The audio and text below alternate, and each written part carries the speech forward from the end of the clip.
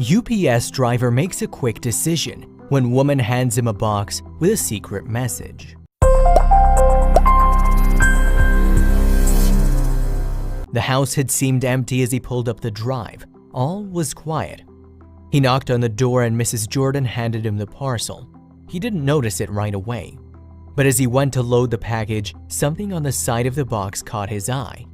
There, on the side, the scrawled words caused a wave of sick worry to wash over him.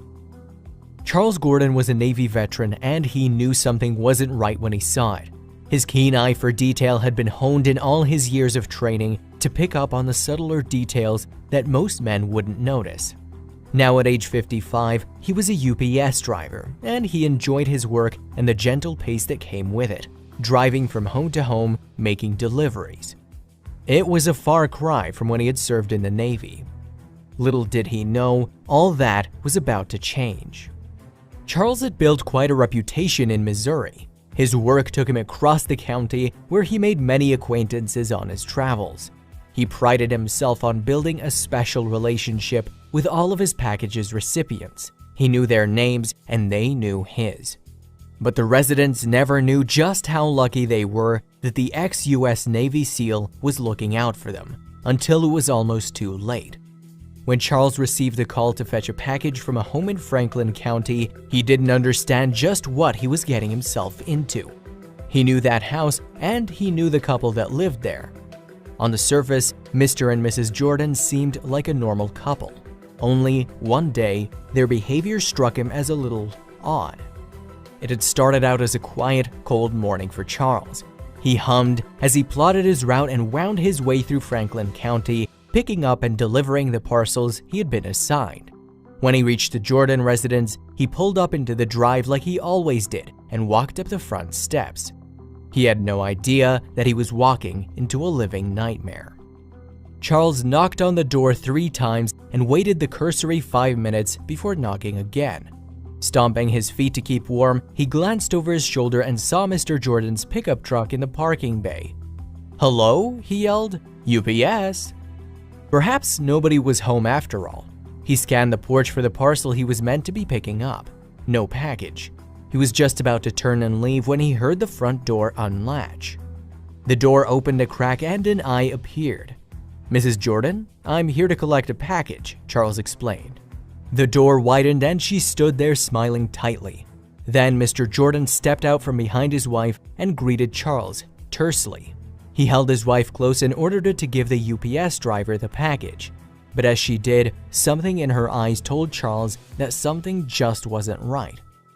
In the brief moment when Mrs. Jordan handed him the package, she mouthed something to him, but he couldn't quite catch it. She looked nervously at her husband to make sure he hadn't seen, and then her eyes widened.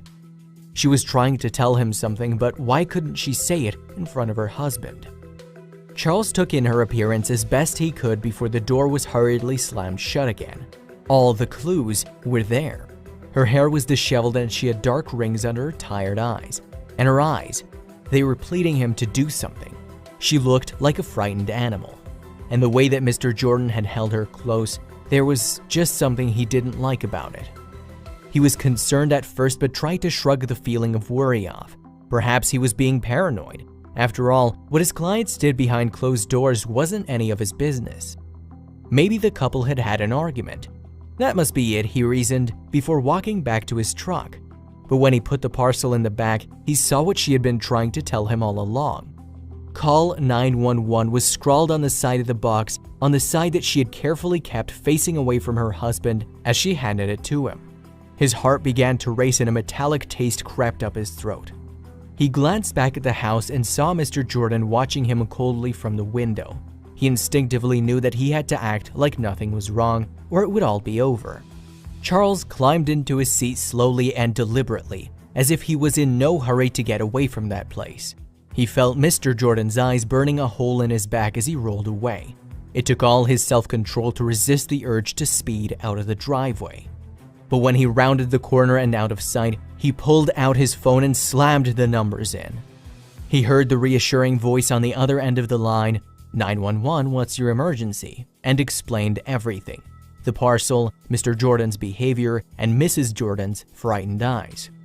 The operator listened intently before sending out the sheriff's deputies, but they had no idea what was actually happening inside the house. The team prepared for every eventuality. They weren't sure if they were dealing with a robbery or much worse. From the information that Charles had given them, they assumed the couple was being held hostage, but they were also very wrong. Like a well-oiled machine, they mobilized and raced to the scene. Everyone knew that time was of the essence. In less than 10 minutes, authorities were swarming the house on Willow Ford Road. Franklin County Sheriff Sergeant T.J. Wild led the operation. They stormed up the front steps and called. Mr. Jordan seemed like he had been taken by surprise, but he refused to cooperate with the authorities, slamming the door in their faces. Now that they knew that what was going on had everything to do with Mr. Jordan, they weren't about to take it lying down. Sheriff Sergeant T.J. Wild checked Mr. Jordan's records and discovered that he had been arrested before. They also feared that he had a weapon inside the house. Realizing that the situation may have escalated beyond their control, they decided to call backup. They weren't going to take any risks. They called for the SWAT team. Mr. Jordan quickly realized that his best option was to surrender, which thankfully for him, he did before the SWAT team arrived. Mrs. Jordan and her 3-year-old son were taken to a place of safety. But it was only when officers took Mrs. Jordan's statement that the truth about what had happened in that house came out. And thanks to Charles, Mrs. Jordan was released from a harrowing situation. We're grateful this UPS driver with more than a decade of service followed protocol when he saw a customer in distress and contacted authorities after he saw her message to contact 911. The company said in a statement, "Our drivers are very familiar with their routes and are trained to be aware of their surroundings and respond to requests for assistance." According to Mrs. Jordan, her husband had snapped. He held her captive for 15 hours in the home they shared. When she tried to leave, he refused to let her. He threatened her and she had reason to believe that her life was in danger. So she did the only thing she could think of. She wrote a note on the parcel for the UPS driver.